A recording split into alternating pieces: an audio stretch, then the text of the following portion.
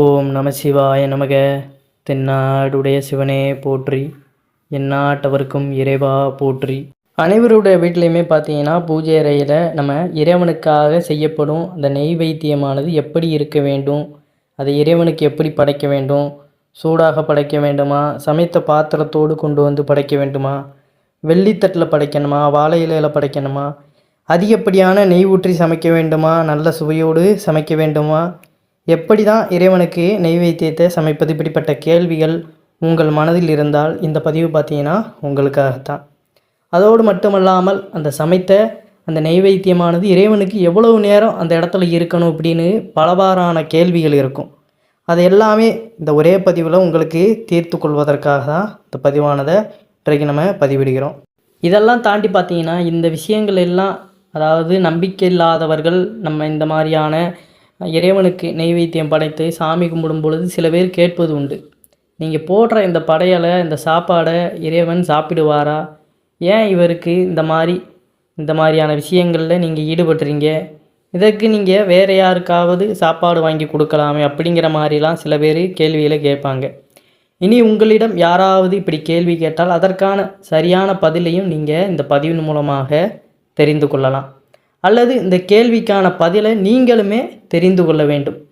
அப்போது தான் பார்த்தீங்கன்னா நீங்கள் செய்கின்ற அந்த பூஜையானது ஒரு குழப்பம் இல்லாமல் நல்லபடியாக நீங்கள் செய்து முடிப்பதற்கான ஒரு மனநிலை உங்களுக்கு உண்டாகும்.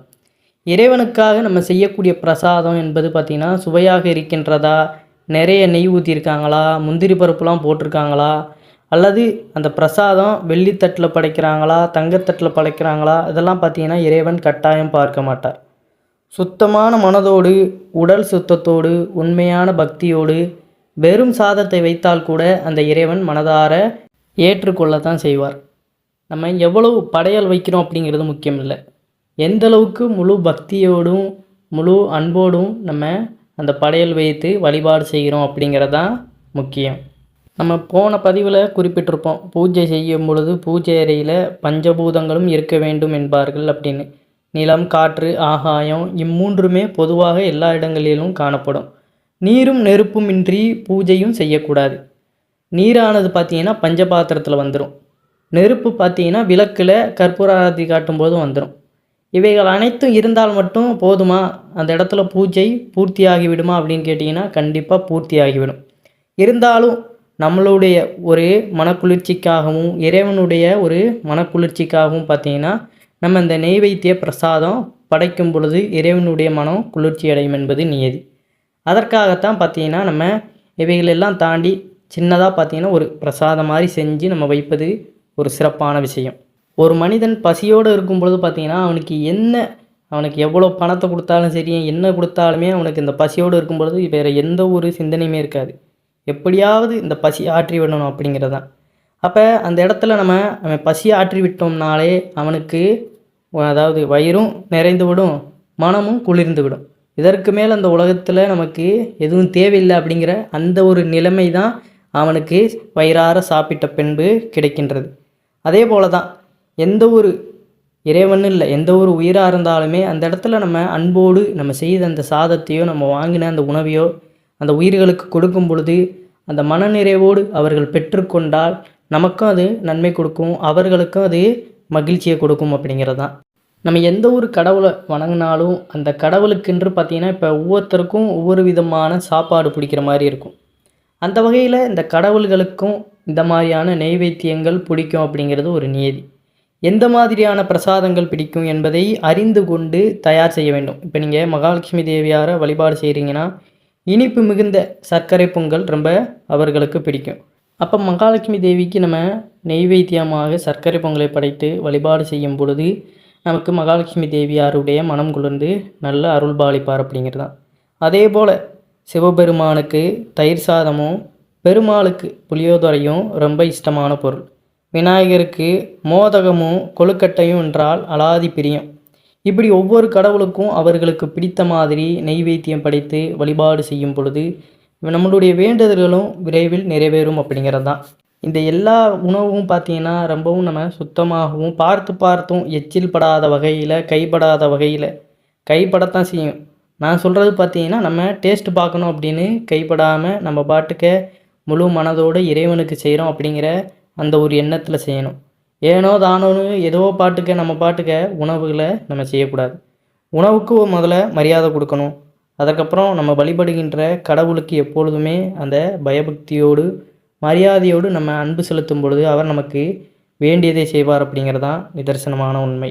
நம்மளால் முடியும் இந்த சாப்பாடெல்லாம் செஞ்சு வழிபாடு செய்ய முடியும்னா வீட்டில் பொதுவாகவே பூஜை செய்யும் பொழுது முடிந்தவர்கள் இந்த பொங்கல், புளியோதரை, தயிர் சாதம் என்று எதையாவது வைத்து வழிபட வேண்டும். அப்படி எதுவுமே முடியவில்லை, இந்த அளவுக்குலாம் நம்மளால் செஞ்சு எதையும் வைக்க முடியாது அப்படிங்கிற பட்சத்தில் பேரிச்சம்பழம், வாழைப்பழம், கற்கண்டு அல்லது மற்ற பல வகைகள் வைத்து பூஜை செய்யலாம். பரிகார பூஜைகள் விசேஷங்களில் செய்யப்படும் பூஜைகளில் எல்லா விதமான பிரசாதங்களும் தயாரிக்கப்பட்டு படையல் போடுவது வழக்கம். இப்படி நெய்வேத்தியம் படைக்கும் பொழுது அந்த பொருட்களில் சாத்வீகமாக வெங்காயம், பூண்டு எதுவும் சேர்க்காமல் செய்ய வேண்டும். நெய்வேத்தியமாக பொருட்கள் தயார் செய்யும் பொழுது எச்சில் படும் என்பதால் உப்பு, காரம் சரிபார்க்கக்கூடாது. போதுங்கிற அளவு சும்மா கொஞ்சோண்டு மட்டும் போட்டுக்கிடுவது மிகவும் நல்லது.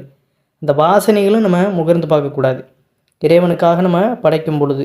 இப்படி நம்ம செய்கின்ற எல்லா உணவுப் பொருட்களும் பார்த்திங்கன்னா கடவுள் மனதார ஏற்றுக்கொள்வார், அவ்வளோதான். அதற்கப்புறம் அதை நம்ம வீட்டு குழந்தைகளோ நம்ம தான் சாப்பிட போகிறோம். இல்லைன்னா பெரிய அளவில் செஞ்சு நம்ம மற்ற மனிதர்களுக்கு படைக்கலாம். இறைவனுக்கு நைவேத்தியம் தனியாக வச்சுட்டு சாமியெல்லாம் கும்பிட்டுட்டு அதுக்கப்புறம் மற்றவங்களுக்கு தனியாக எடுத்து வச்சதை நம்ம படைக்கலாம். இப்படி உணவு விஷயங்களில் நம்ம இறைவனுக்கு நம்ம சமைச்சு நம்மளே போடுவது நமக்கு நல்ல ஒரு பலன் தரக்கூடியதாக இருக்கும். கடவுள் மனதார ஏற்றுக்கொள்வதாக ஒரு நம்பிக்கை உண்டு. சிலர் பிரசாதம் வைத்த கொஞ்ச நேரத்திலேயே எடுத்து எல்லோரும் சாப்பிட்டு கொள்வார்கள். மற்றவர் சிலர் அப்படியே நீண்ட நேரம் காய விட்டு விடுவார்கள். இதை இரண்டுமே தவறான செயலாகும். பூஜைக்கு வைக்கப்படும் பிரசாதங்கள் பூஜையில் ஏற்றப்படும் விளக்கு அணையும் வரை அப்படியே இருக்க வேண்டும். விளக்கு அணைந்த பிறகு, அதாவது குளிர்வித்த பின்பு உடனே காய விடாமல் வீட்டில் இருக்கும் எல்லோரும் பகிர்ந்து கொடுத்து சாப்பிடலாம். அப்போது தான் அந்த குடும்பத்தில் இருக்கும் ஒவ்வொருவரின் வேண்டுதல்களும் முழுமையடையும் என்பது ஐதீகம். நம்ம பூஜையை தொடங்கும்பொழுது எல்லாமே நம்ம ரெடி பண்ணி வச்சுருவோம். அதற்கப்புறம் அந்த விளக்கு அதாவது சாதாரண நாட்களில் கூட நம்ம சும்மா பேரிச்சம்பழம் இதை கூட வச்சுக்கலாம். இந்த செவ்வாய், வெள்ளிக்கிழமையில் எதையாவது ஒரு விசேஷமாக நம்ம செய்து கூட வைக்கலாம்.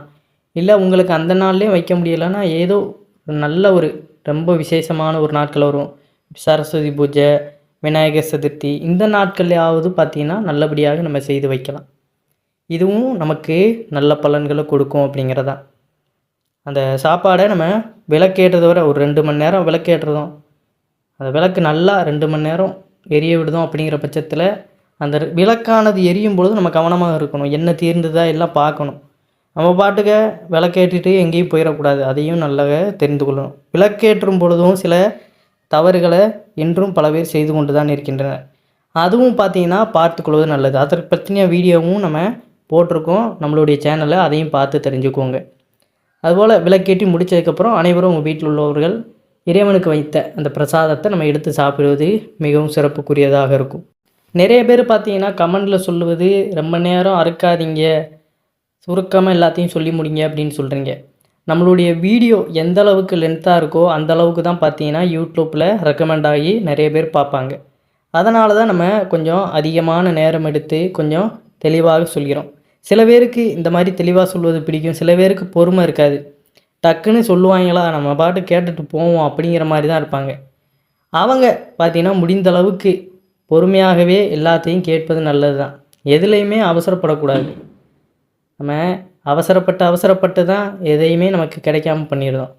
ஆனால் பொறுமையாக ஒரு 10 நிமிஷம் கேட்பதனால எந்த ஒரு விஷயமும் ஆகிவிடுது. நம்ம சும்மா படுத்திருப்போம், தேவையில்லாத விஷயங்களை நம்ம பார்த்து கொண்டு நேரத்தை வீணாகி கொண்டிருப்போம். ஆனால் ஏதாவது பயனுள்ள தகவல்களை பார்க்கும் பொழுது மட்டும் அதை அவசரப்படுத்திக்கிட்டு இருப்போம். அதனால் இதையும் கொஞ்சம் ஒத்து நம்ம பார்ப்பது நமக்குத்தான் நன்மை அளிக்கக்கூடியது. பிடித்தவங்க பாருங்கள், பிடிக்காதவங்க தள்ளிட்டு போயிடுங்க. இதுக்கு மேலே நம்ம என்ன செய்ய முடியும்? அதற்காக மரியாதைலாம் பேசுவது அந்த மாதிரியான விஷயங்களில் ஈடுபடக்கூடாது. எந்த ஒரு நைவேத்தியமாக இருந்தாலும் முழு இறைபக்தியோடு படைத்து நம்ம வைத்தாலே போதுமானது. எச்சில் படக்கூடாது. சுவாமிக்கென்று அந்த படையல் வைப்பதற்குன்னு பார்த்திங்கன்னா மற்ற நாட்களில் சும்மா தினமும் விளக்கேற்றும் பொழுது ஏதோ சர்க்கரையோ பேரிச்சம்பழமோ வைக்கோம்னா அதை பார்த்தீங்கன்னா ஏதோ ஒரு தட்டில் வச்சுக்கலாம், சாமிக்கென்று தனியாக ஒதுக்கி வச்சுக்கலாம். ஏதாவது விசேஷ நாட்களில் பெரிய படையலாக போடுறோம்னா வாழை இலையில் நீங்கள் படைப்பது சிறப்பு. அவ்வளவுதான்.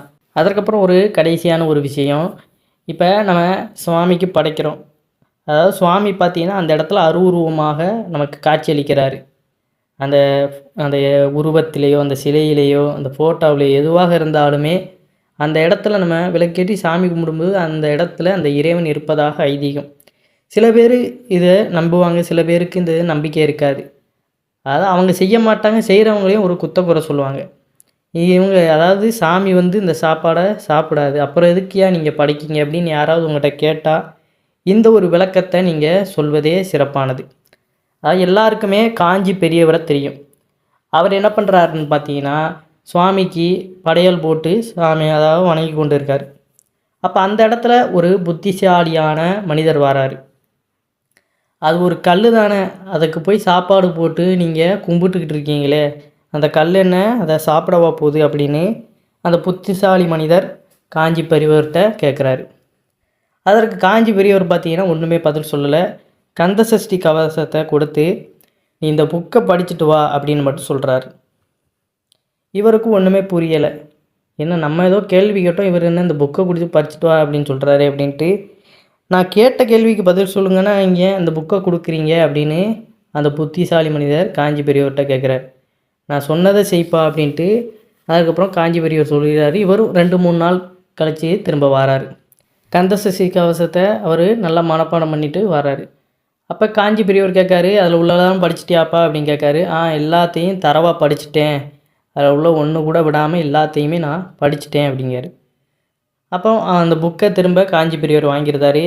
நீ படிச்சுட்டேன்னு சொல்கிற, ஆனால் எல்லாமே இங்கே தானே இருக்குது. அவருக்கு ஒன்றுமே புரியலை அந்த புத்திசாலி மனிதருக்கு. இதை மனப்பாடம் தானே நம்ம பண்ண முடியும், அதான்ப்பா நீ படிச்சுட்டனாலே இந்த இடத்துல இது அழிஞ்சிடணுமே, ஏன் இருக்குது அப்படின்னு அவர் சொல்கிறாரு. அப்போ தான் அவருக்கு புரிய வருது, அந்த புக்கில் உள்ள வாக்கியங்கள் பார்த்தீங்கன்னா அந்த புக்கில் தான் இருக்கும். ஆனால் படிப்பவர்கள் நம்ம பார்த்தீங்கன்னா அதை கண்ணால் பார்த்து நம்ம மனப்பாடம் பண்ணிக்கிறோம். அதே போல் தான் இறைவனுக்கு நம்ம படைக்கக்கூடிய அந்த அன்பான நைவேத்தியங்களை இறைவன் அவர் ஏற்றுக்கொள்வார். அதற்கப்புறம் நம்ம அதை திரும்ப நம்ம தான் சாப்பிட போகிறோம். இதுதான் இதற்கான விளக்கம். இது புரிஞ்சாலே போதுமானது தான். அதை விட்டுட்டு தேவையில்லாத ஏன் எதுக்குன்னு கேள்வியில் கேட்பாம முன்னோர்கள் வழியில் நமக்கு என்ன வழி சொல்லி கொண்டு போயிருக்கார்களோ அதை பின்பற்றி செல்வதே மிகவும் சிறப்பானது. ஒவ்வொரு விஷயத்தையும் நீங்கள் அர்த்தமோடு அதில் உள்ள விஷயங்களை அறிந்து செய்யும் பொழுது அது உங்களுக்கு சுபமாகத்தான் இருக்கும். அதனால் இதையும் தெரிஞ்சுக்கிறது உங்களுக்கு ஒரு நல்லபடியான விஷயந்தான். தெரியாதவங்களுக்கும் இதை நீங்கள் சொல்லி கொடுப்பது அவர்களுக்கு ஒரு முழு திருப்தியை கொடுக்கும். இதை செய்யும் பொழுது நம்ம இதனால் வரை தெரியாமல் செய்வோம், தெரிஞ்சு செய்யும் பொழுது நமக்கு இன்னும் ஒரு அளவு கிடந்த ஆர்ப்பரியம் நமக்கு அதில் தோன்றத்தான் செய்யும். அதனால் நெய்வேத்தியம் படைக்கும் பொழுது இவ்வாறு இந்த முறையை பின்பற்றுங்க. கட்டாயம் உங்கள்கிட்ட இருப்பதை கொடுத்து நீங்கள் வழிபட்டாலே போதும். முழு பக்தியும் சுத்தமான மனதோடு இருந்தால் இறைவன் தன்னாப்பில் உங்கள் இடத்துல இருப்பார் அப்படிங்கிறது தான். இந்த பதிவு உங்களுக்கு பயனுள்ளதாக இருந்திருக்கும். உங்களுடைய நண்பர்களுக்கும் இந்த பதிவானதை பகிர்ந்து கொள்ளுங்கள். அனைவரும் என்றும் இறையருள் பெற்று நலமுடன் வாழ வேண்டும். நன்றி, வணக்கம். ஓம் நம சிவாய நமக.